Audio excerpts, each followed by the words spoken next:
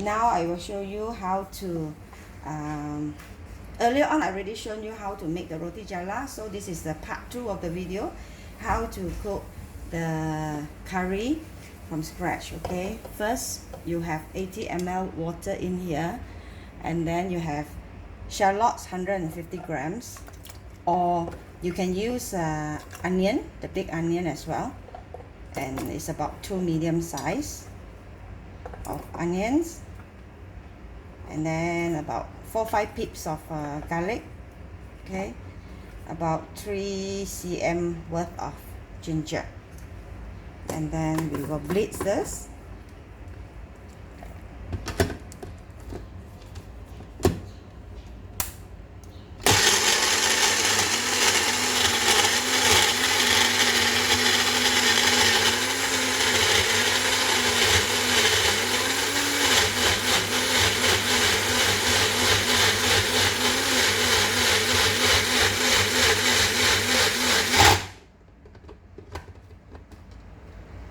Okay, it's finely blitzed already.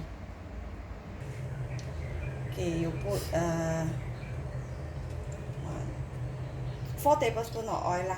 If you know how to agak, you just agak, no need to measure. Okay, but if you don't know agak, then you measure 4 tablespoons of oil.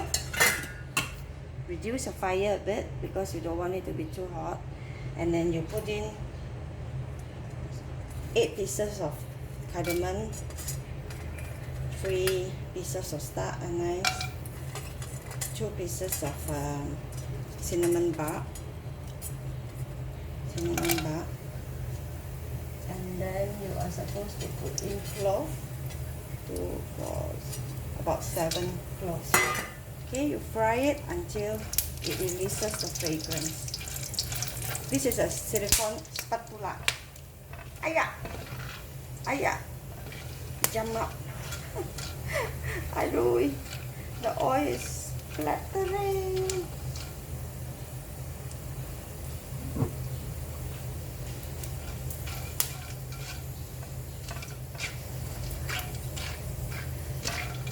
Fry until the fragrance is released, and then wow, the cardamom is why are you jumping like that?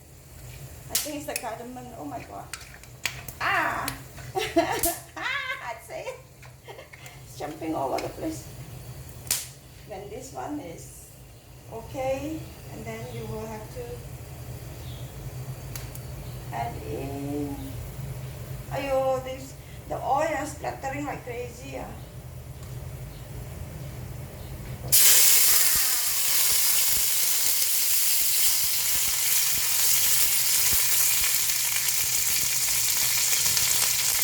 Put in the mixture onion.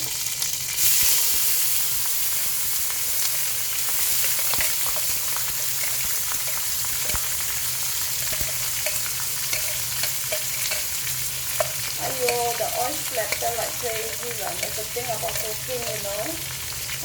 That's why I'm very scared to come into the kitchen because of the splattering. Try this.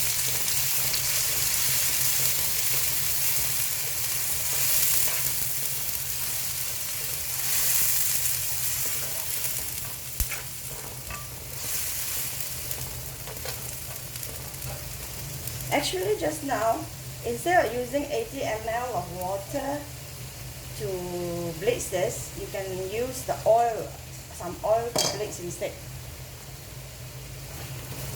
Because if you use oil, then now when you cook it, because now when you cook it, it's oil and not water. Because water, then you have to really fry until the water dries up. And sometimes water can cause splattering. If you use oil to blend, it does not splatter. Okay, this recipe I got it 30 years ago on my during my cooking lesson with Rohani Jelani. Those days in the 80s, 90s, Rohani Jelani is the person to run to if you want to learn to cook. So I've done like probably 20 lessons with her, but I've never cooked. I don't know why I go for lessons and never cook. So I dig out all these old recipes now and start to cook. I'm quite hardworking. I join all her classes.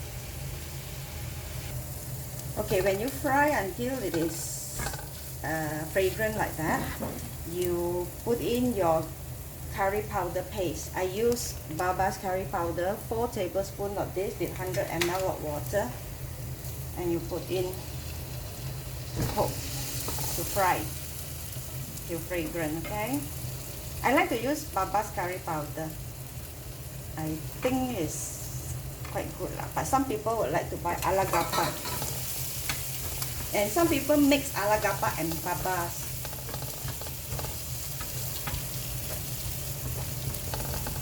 Not enough oil, you add, because at the end of it you can actually, you know, remove the oil anyway.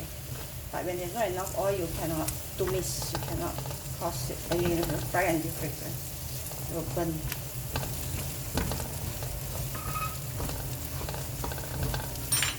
So you continue frying until you can smell the fragrance of the curry. Okay, so you fry until it's like that. And when you're frying, you don't have to keep on frying it. You actually open it up, you know, let it pan fry a bit. So when it dry like that, you add in 700 grams of chicken.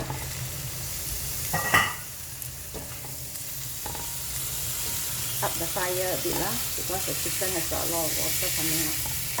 Okay.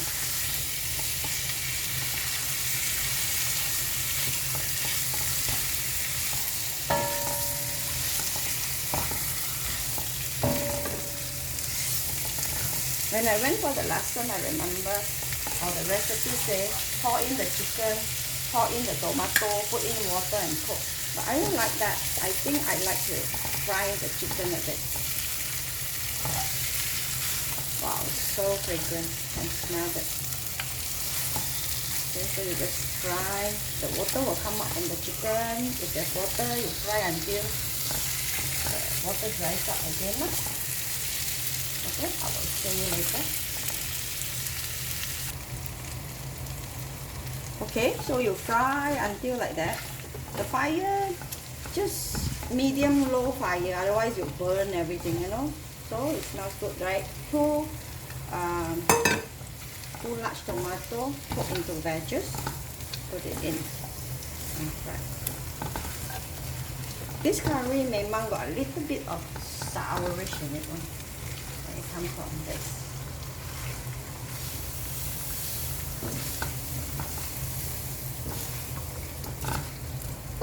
Okay, after frying, this is up the fire. You put the water.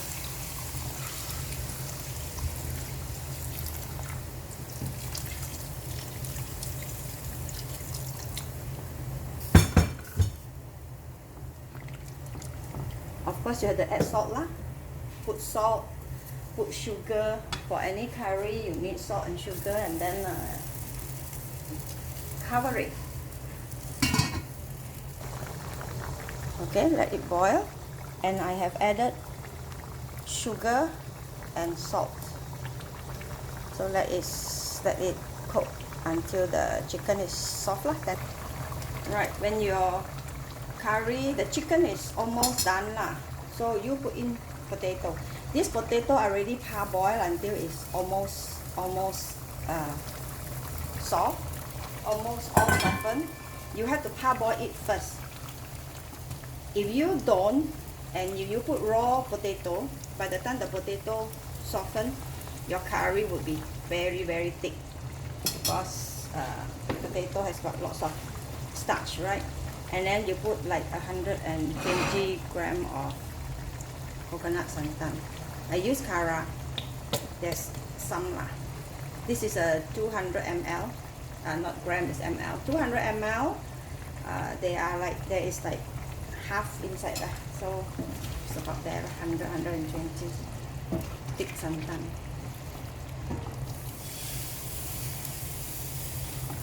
And I must say, in the process of frying, during the process of frying, I've added quite a fair bit of oil. But it's okay. If you don't have enough oil, you really find it difficult to fry, especially when you try to fry the the mixture of onion and all that, and then of course when you are frying the curry paste, you will need to add more oil to it. Why you look at me? Okay, here we go. Moscato Sauvignon Blanc to go with Roti Jala. Lovely. You should cook this. Cheers. Okay, bye bye.